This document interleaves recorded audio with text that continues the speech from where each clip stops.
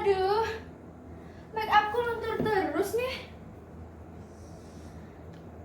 Emang susah ya jadi orang cantik kayak aku.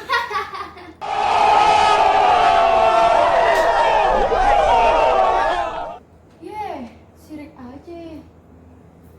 Aku sudah tidak punya tempat tinggal. Sanak saudara sudah tidak ada lagi. Hanya dingin yang menemaniku. Kalau malam ditemani oleh sang rembulan sambil mengeluarkan tetes rintik-rintik embun yang tak tertahankan. Entah apa ini takdir Tuhan.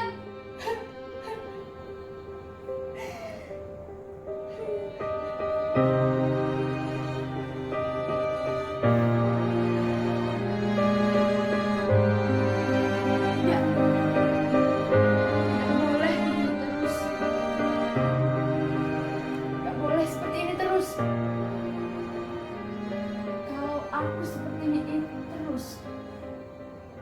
Mau makan apa aku? Mau makan batu? Mau makan tai? Enggak. Aku harus kerja. Kerja.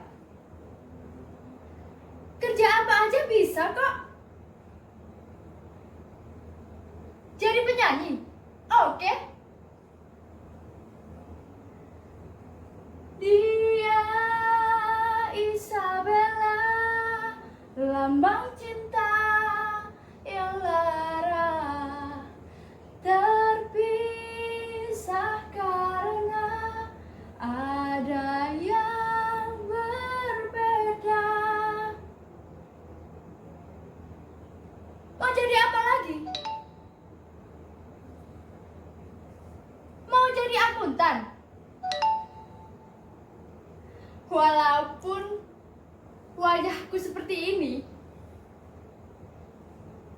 aku lulusan sarjana ekonomi.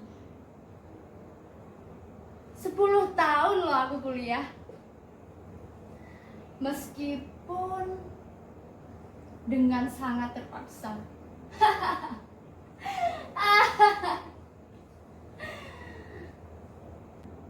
Asal jangan jadi PNS. Gak mampu aku, Bung. Ya iyalah, mau makan aja susah. Masa iya mau jadi PNS? Uang ratusan juta, dari mana coba aku dapat? Bullshit. Bicara tentang pekerjaan, aku teringat waktu aku kerja, sial nasibku. Aku terpaksa mengaborsikan kandunganku akibat lelaki yang tak bertanggung jawab usai menuduriku. Lalu aku diusir oleh kedua orang tuaku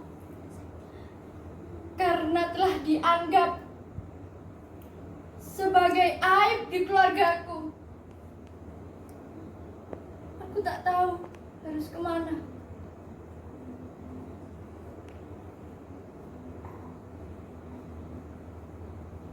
Akhirnya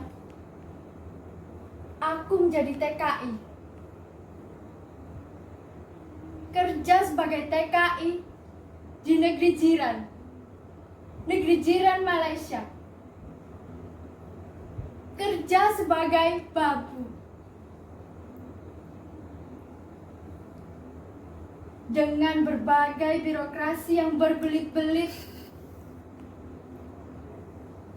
Mau jadi babu aja susah. Kayak mau jadi presiden aja. Harus ukur inilah, harus ukur itulah, ukur anulah.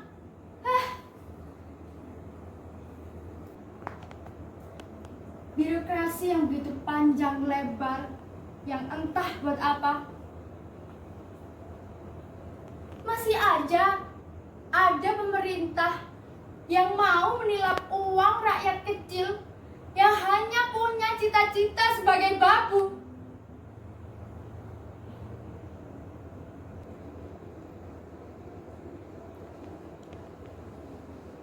Dan akhirnya aku bekerja di negeri jiran Malaysia. Aku ditempatkan di rumah orang kaya raya, keluarga Upin dan Ipin.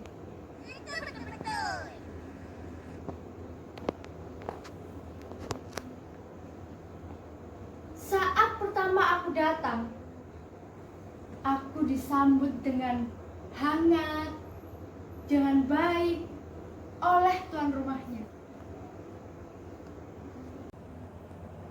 Dan hayalku, aku bisa.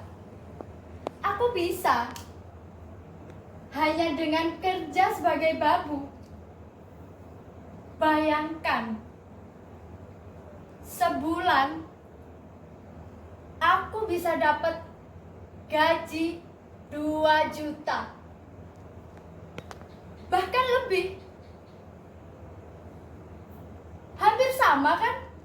Kayak PNS di Indonesia. Sedangkan aku hanya bekerja sebagai babu.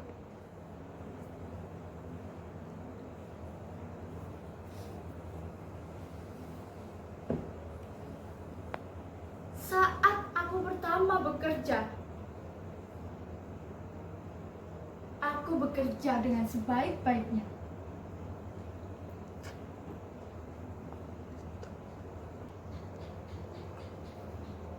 Menyapu halaman,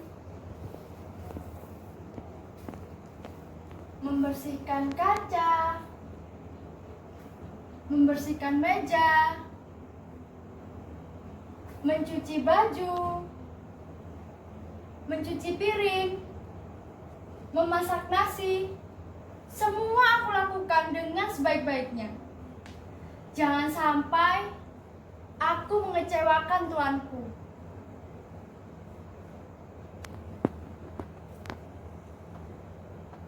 Hampir seminggu aku bekerja. Tiba-tiba tuan berubah. Tingkah laku tuan dan nyonya berubah 180 derajat. Di saat aku membersihkan kaca jendela, tiba-tiba tuan datang dan ia menendangku.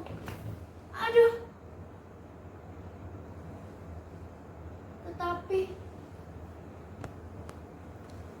aku hanya diam. Kupikir tuan tidak sengaja melakukan itu.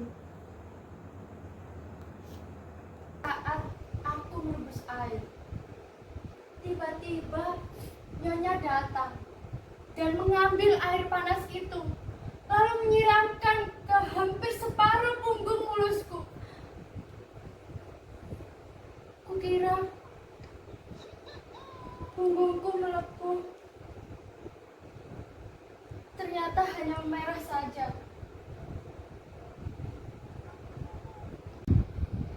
Dan malam itu, aku masuk ke dalam kamar. Aku menangis. Aku putus asa. Aku ingin pulang. Hampir 1 tahun aku bekerja. Tak ada gaji sepeser pun.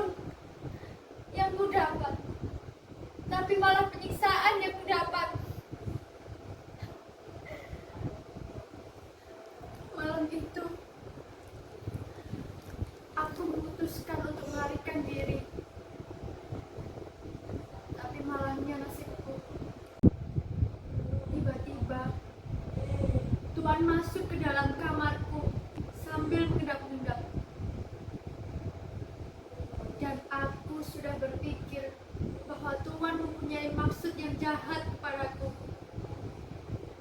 Dan tak lama, Tuhan mulai menyentuh wajahku. Dan aku menolaknya, tapi Tuhan terus memaksaku. Semakin lama, Tuhan semakin puas. Ia semakin menyentuh ke bagian tubuhku yang tak harus aku jelaskan. Dan malam itu, aku menjadi bonekanya. Aku menjadi pelayan nafsunya. Tidak hanya sekali atau 2 kali. Hampir sebulan 3 kali aku menjadi pelayan nafsunya.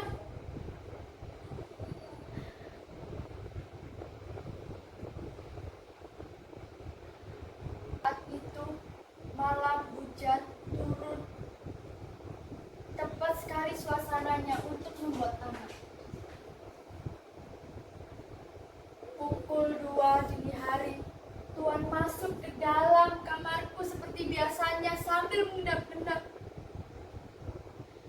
Semakin puas ia terhadapku.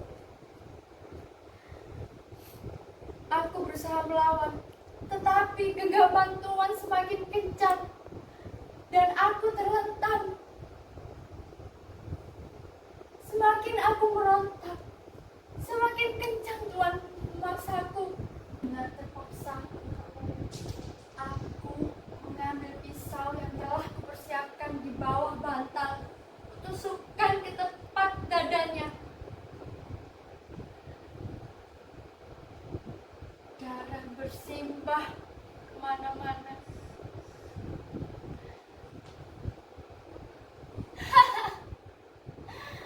Dan aku telah membunuh.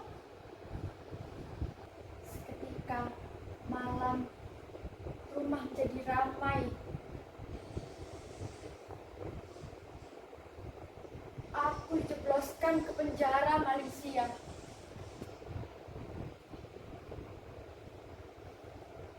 Kupikir aku bakal terbebas. Tapi aku malah dipenjara. Aku disiksa. Aku dicambuk. Dan aku diperkosa. Kupikir setelah aku dipulangkan ke Indonesia, aku bakal dipenjara. Kupikir Indonesia tanah airku, sengaja menyiksaku. Tetapi perkiraanku meleset. Aku di Indonesia malah terbebas.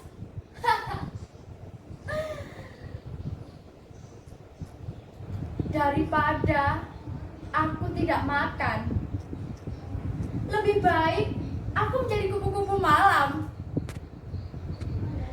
Aku mendapat uang dan aku mendapat kepuasan.